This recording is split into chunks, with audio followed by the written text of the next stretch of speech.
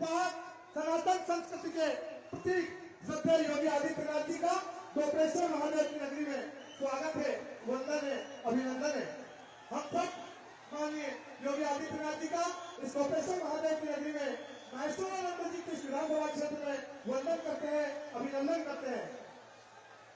सर्वप्रथम सीधे समय का अभाव है तो सम्मान आज्ञा करूंगा डॉक्टर राजेश सोनकर जी, हमारे सांसद आदरणीय महेंद्र सिंह जी सोलंकी साहब से, हमारे चारों मंडल अध्यक्षों से और बड़ी माला से हमारे माननीय योगी आदित्यनाथ जी का अभिनंदन करें। चारों मंडल राजेंद्र मोड़िया जी, हरेंद्र भिलवानी जी, नरेंद्र सिंह जी पाटीदार जी और राजेंद्र पटेल जी, चारों, और हमारे माननीय राजेश सोनकर जी और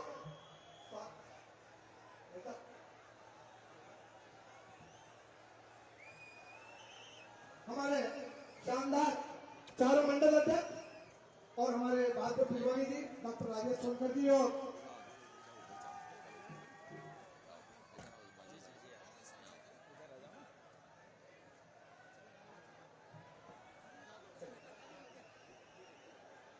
मैं आग्रह करता हूं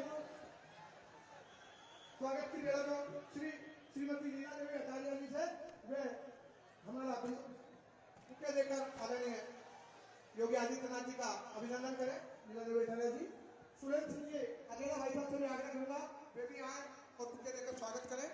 श्री पृथ्वी सिंह जी राजापुर साहब वे भी आए। श्री दशरथ जी यादव साहब वे भी आए। श्री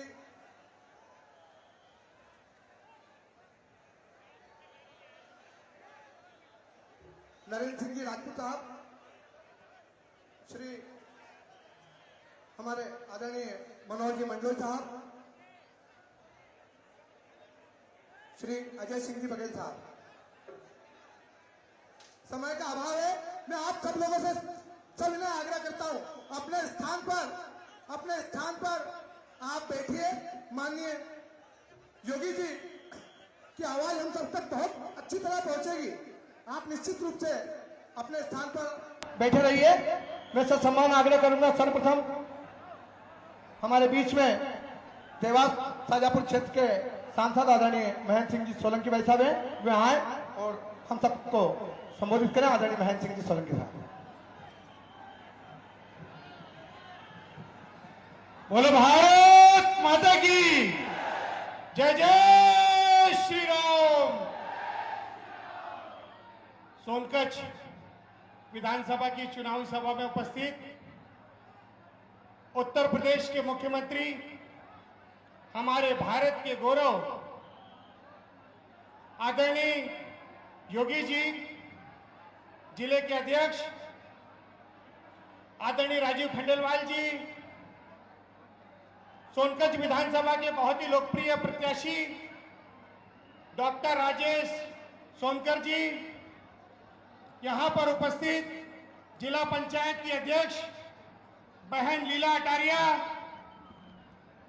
और मंचासीन सभी सम्मानीय कार्यकर्ता बंधु, उपस्थित सभी आशीर्वाद दाता, युवा साथी और मित्रों, हमारे भारत का जब विभाजन हुआ तो इस विभाजन विभीषिका के लिए दो लोग बड़े जिम्मेदार थे। एक थे जवाहरलाल नेहरू और दूसरा था जिन्ना। जिन्ना की जिद के कारण भारत और पाकिस्तान बने, भारत का बंटवारा हुआ और भारत का एक अंग हमेशा हमेशा के लिए भारत से अलग हो गया। इसी प्रकार की जिद करने वाला एक छोटा जिन्ना इस सोनकच्छ विधानसभा में भी है और सोनकच्छ विधानसभा के छोटे जिन्ना के कारण सोनकच्छ विधानसभा का 40 वर्षों से विकास रुका हुआ है और ये छोटा जिन्ना सोनकच्छ का विकास नहीं होने देता। यहां पर भ्रष्टाचार करता है, यहां पर लव जिहाद को बढ़ावा देता है। यहां पर यदि छोटे जिन्ना को किसी की चिंता है तो केवल सलीम की चिंता है, इमरान की चिंता है, शकील की चिंता है और मोहम्मद की चिंता है। इस छोटे जिन्ना ने कभी भी रामलाल, श्यामलाल, सुरेश और दिनेश की चिंता नहीं की। अब वक्त आ गया है कि छोटे जिन्ना को यहां से बाहर कर दें। और हम योगी जी के आने के पहले ही यहां पर 25,000 वोटों से चुनाव जीत रहे थे, 25,000 वोटों से। और अब योगी जी आ गए हैं। योगी जी वही है जिन्होंने मोदी जी के साथ राम मंदिर का शिलान्यास किया है और अयोध्या में रामलला को स्थापित किया है। बताइए, आप में से कितने लोग अयोध्या रामलला दर्शन करने जाएंगे 22 जनवरी के बाद? जो अयोध्या जाना चाहता है वो जोर से बोले जय जय श्री राम, जय जय श्री राम, जय जय श्री राम। अब योगी जी आ गए हैं और योगी जी आ गए हैं तो निश्चित मानिए कि जो हमारी 25,000 की जीत थी उस पे आज योगी जी मोहर लगा के जाएंगे। और अब की बार सज्जन वर्मा शिप्रा के पार। बोलिए भारत माता की, भारत माता की, भारत माता की। बहुत बहुत धन्यवाद। धन्यवाद आदरणीय सांसद जी। मैं सीधे आप सबके बीच में आमंत्रित कर रहा हूं इस क्षेत्र से जिन्हें भारतीय जनता पार्टी ने इस क्षेत्र के विकास की जिम्मेदारी सौंपी है, भारतीय जनता पार्टी के प्रत्याशी के रूप में आप सबके बीच में महंत योगी आदित्यनाथ जी की उपस्थिति में जो आपका आशीर्वाद लेने पधारे हैं, इसे डॉक्टर राजेश सोनकर, आप सब जोरदार तालियों के साथ उनका स्वागत करें। डॉक्टर राजेश सोनकर। बोलिए भारत माता की, भारत माता की, भारतीय जनता पार्टी, भारतीय जनता पार्टी। आज की इस विशाल सभा में हम सब के बीच में हम सब का मार्गदर्शन करने के लिए उपस्थित उत्तर प्रदेश के यशस्वी मुख्यमंत्री सम्मानीय योगी आदित्यनाथ जी का मैं बहुत बहुत स्वागत करता हूं, बहुत बहुत अभिनंदन करता हूं। सम्मानीय मंच, बंधु, यह सोनगंज विधानसभा वो विधानसभा है जिसके एक ओर बाबा महाकाल का आशीर्वाद और दूसरी ओर मां भवानी, जगदम्बा, चामुंडा, तुलजा भवानी का आशीर्वाद हमको प्राप्त होता है। जहां बाबा पिपलेश्वर और गुमावती मां स्वयं विराजमान है, जहां काली सिंध मां की पवित्र जल जिस नदी में बह रहा हो, जिनका आशीष हम सबको मिल रहा हो, ऐसी पवित्र विधानसभा के इस गांव-गांव से पधारे हजारों हजार भारतीय जनता पार्टी के कार्यकर्ता और मतदाताओं की ओर से, सभी माता बहनों की ओर से मैं सम्मानीय योगी जी का, बाबा साहब का बहुत बहुत अभिनंदन करता हूं, बहुत बहुत स्वागत करता हूं। मित्रों, बंधु, आज कृष्ण पक्ष की 10वीं तिथि है। मघा नक्षत्र और ब्रह्म योग है। ये ऐसा महान योग है। मघा नक्षत्र मतलब महान या शक्तिशाली होता है, और मघा नक्षत्र में कोई काम शुरू होता है तो निश्चित रूप से वह पूर्णता को प्राप्त होता है। आज भारत की राजनीति के महान और शक्तिशाली नक्षत्र बाबा योगी आदित्यनाथ जी हमारे बीच में उपस्थित हैं। उनकी यह महान उपस्थिति इस बात का प्रमाण है कि हम निश्चित रूप से सोनकच्छ में भारतीय जनता पार्टी का कमल खिलेगा और मध्य प्रदेश में पुनः भारतीय जनता पार्टी की सरकार बनेगी। बंधु, हम सब आदरणीय बाबा साहब को सुनने के लिए यहाँ बैठे, इसलिए मैं ज्यादा समय नहीं लेते हुए आपको सिर्फ इस बात का विश्वास दिलाता हूं कि भारतीय जनता पार्टी संगठन ने जिस विश्वास के साथ मुझे राजा बहु महंकाल की कर्म के लिए इस विधानसभा की सेवा करने के लिए भेजा है। मैं आपके साथ मिलकर इस क्षेत्र के विकास और आपके मान और सम्मान और स्वाभिमान को बढ़ाने के लिए हमेशा काम करता रहूंगा। इस बात का मैं आपको विश्वास दिलाता हूं। जय भारत, जय हिंद। लेकिन मैं एक आग्रह और आदरणीय बाबा साहब से करना चाहता हूं कि हमारे बीच में आदरणीय रामकृष्ण उपाध्याय जी बैठे हैं, कथावाचक, जिनका पिछले दिनों हमारे जिरवाए, हमारी विधानसभा के जिरवाए गांव में जब वो व्यासपीठ पर बैठे थे, जब वो राम कथा कह रहे थे, उस समय यहाँ के वर्तमान विधायक सज्जन सिंह वर्मा ने व्यासपीठ पर खड़े होकर जिस प्रकार से हमारे यहाँ के दो महान कथावाचक पंडित प्रदीप मिश्रा जी और धीरेन्द्र शास्त्री का जो अपमान किया था, उस अपमान से दुखी होकर, द्रवित होकर उन्होंने बड़े दुखी मन से इस बात का संकल्प लिया था कि अब मैं जीवन में कभी भी सोनकच्छ विधानसभा के किसी भी गांव में, किसी भी क्षेत्र में भागवत कथा करने नहीं आऊंगा। मैं बाबा साहब से आग्रह करता हूं कि रामकृष्ण उपाध्याय जी का यह संकल्प तोड़वाएं और हम सब मिलकर आग्रह करें कि रामकृष्ण जी और अपने संकल्प को तोड़कर हमारे बीच में। जय भारत। हम सब देख रहे हैं जिस संकल्प को उस दुर्जन के कारण आदरणीय रामकृष्ण जी महाराज ने लिया था, आज दूसरे महाराज हमारे योगी आदित्यनाथ जी ने उस संकल्प को तोड़वाया है और अब उनके श्रीमुख से हम पुनः भागवत कथा सुन पाएंगे। अब हमारे बीच आने वाले हैं, जो राम को लाए हैं वो हमारे बीच आए हैं। ऐसे महंत योगी आदित्यनाथ जी के लिए जोरदार तालियां, जोरदार तालियां।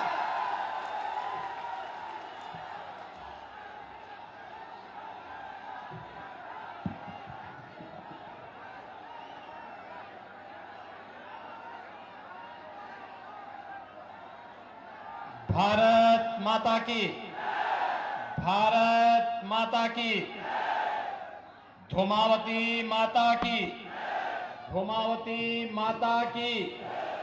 नमः पार्वती पतिये हर हर महादेव।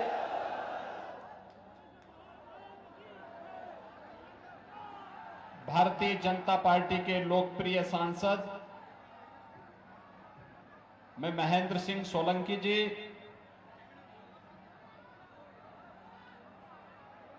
पूर्व विधायक और भारतीय जनता पार्टी के लोकप्रिय प्रत्याशी डॉक्टर राजेश सोनकर जी,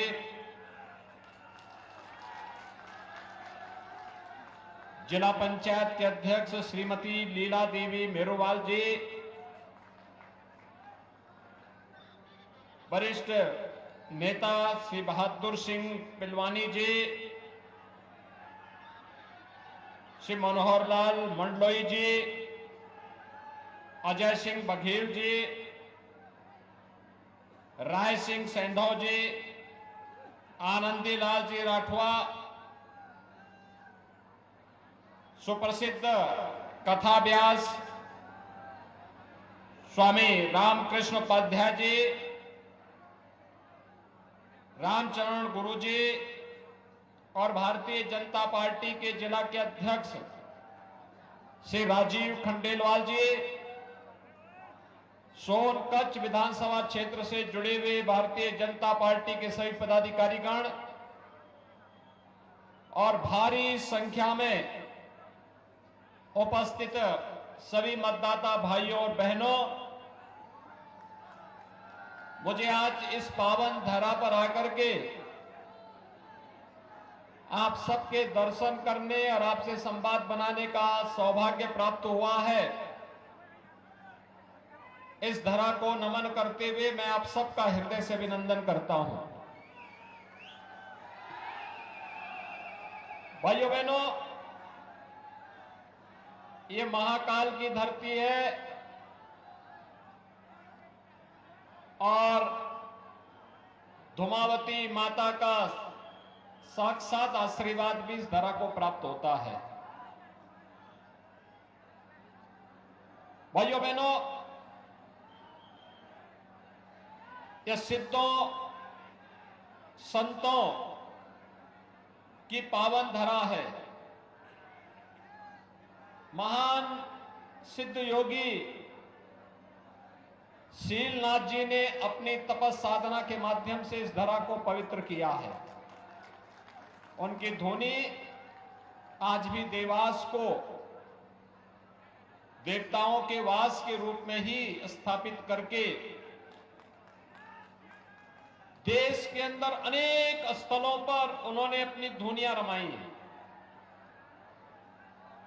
ऐसे पावन धरा को नमन करता हूं। भाइयों बहनों, मैं उत्तर प्रदेश से आता हूं और उत्तर प्रदेश को हर व्यक्ति जानता है। भारत की आध्यात्मिक और सांस्कृतिक पहचान की धरती।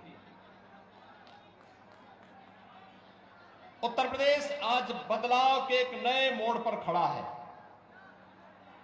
परिवर्तन कैसे आता है, इसका एक उदाहरण बना है। भारत ने पिछले 9-9.5 वर्ष के अंदर प्रधानमंत्री मोदी जी के नेतृत्व में दुनिया में जो पहचान बनाई है वो हम सबके सामने है। भाइयों बहनों, दुनिया में भारत का जो सम्मान बढ़ा है, यह सम्मान भारत के 140 करोड़ की आबादी का बढ़ा है। 2014 के पहले भारत का नागरिक दुनिया में कहीं जाता था, सम्मान नहीं पाता था। 2014 के बाद हर भारतवासी को दुनिया में सम्मान मिल रहा है। भारत के बारे में लोगों की धारणा बदली है, दुनिया की धारणा बदली है और दुनिया के हर संकट में समाधान लोग भारत की ओर और प्रधानमंत्री मोदी जी की ओर आशा भरी निगाहों के साथ देखते हैं। ये जो मजबूती भारत की आई है, ये केवल दुनिया में जाकर के मजबूती होने से नहीं हुआ है। जब भारत स्वयं मजबूत हुआ है, तब दुनिया भारत की इस मजबूती को आंखों से देख रही है और महसूस कर रही है। एक नया भारत, एक नए भारत का दर्शन हो रहा है। जो नया भारत 140 करोड़ लोगों को एकजुट होकर के भी रख सकता है, रखने की सामर्थ्य रखता है, तो अपनी आस्था के स्थलों को भी सम्मान देना जानता है। अपने दोस्तों के साथ दोस्ती और दुश्मनों को मिट्टी में मिलाना भी जानता है। भाइयों बहनों, आज कोई भारत की तरफ टेढ़ी निगाहों से नहीं देख सकता है। देख रहे हैं ना आज भारत, नया भारत कैसा है। आज कोई दुश्मन घुसपैठ नहीं करता है। फर्क साफ है। 14 के पहले का भारत कांग्रेस नेतृत्व का एक ऐसा भारत था जिसमें आतंकवाद था, नक्सलवाद था, अलगाववाद था, भ्रष्टाचार था, अराजकता थी। और 14 के बाद का भारत जिसमें आतंकवाद की समस्या का समाधान, नक्सलवाद की समस्या का समाधान, अलगाववाद की समस्या का समाधान और तकनीक लाकर के भ्रष्टाचार की समस्या का समाधान भी। कांग्रेस समस्या का नाम है और भाजपा समाधान का नाम है। कांग्रेस देश के विभाजन का नाम भी है। और भाइयों बहनों, अभी भी जो कुछ बीमारियां पनपाने का प्रयास कांग्रेस के द्वारा होता है, लव जिहाद के नाम पर, धर्मांतरण के नाम पर, गुंडागिर्दी के नाम पर, भ्रष्टाचार के नाम पर, इसका समाधान भी भाजपा ही है। भाजपा ही इसका समाधान करेगी। और इसीलिए ये डबल इंजन की सरकार का लाभ आपने मध्य प्रदेश में भी देखा है और उत्तर प्रदेश में भी देख रहे हैं। याद करिए, कांग्रेस की सरकार थी, कश्मीर आतंकवाद की चपेट में था। भारतीय जनता पार्टी की सरकार आई, मोदी जी प्रधानमंत्री बने, आतंकवाद की जड़ धारा 370 ही समाप्त कर दी गई। कांग्रेस थी, अयोध्या में कार सेवा भी नहीं होने देती थी और फिर कहती थी कि राम तो हुए ही नहीं। लेकिन भाइयों बहनों, भारतीय जनता पार्टी की डबल इंजन की सरकार हुई, बनी, और अयोध्या की जड़ ही, विवादित ढांचा ही सदैव के लिए समाप्त हो गया और राम मंदिर का मार्ग प्रशस्त हो गया। आज अयोध्या में राम मंदिर बन रहा है ना, अब तो कोई संदेह नहीं है ना किसी को। अब किसी को संदेह है क्या? अब तो 22 जनवरी 2024 को प्रधानमंत्री मोदी जी के कर कमलों से भगवान श्री राम लला अपने भव्य मंदिर में विराजमान होंगे।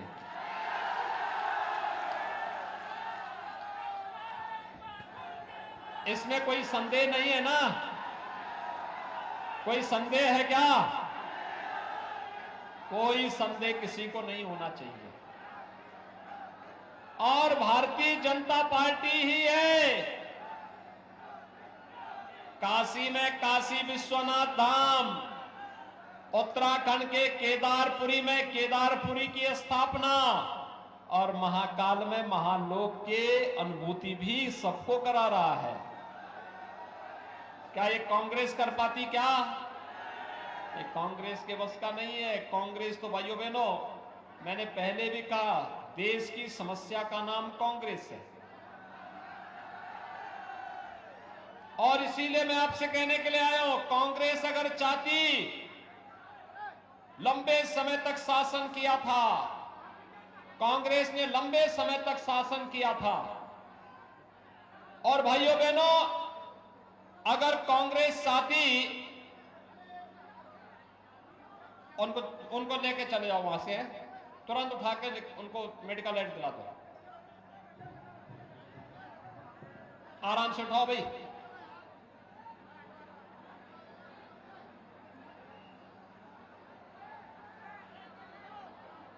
आराम से, आराम से।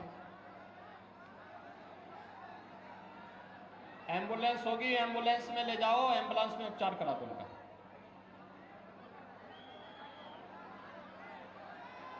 भाइयों बहनों, सांसद जी आप चले जाइए। भाइयों बहनों, 1947 में आजाद भारत के अंदर पहली सरकार कांग्रेस नेतृत्व में बनी थी।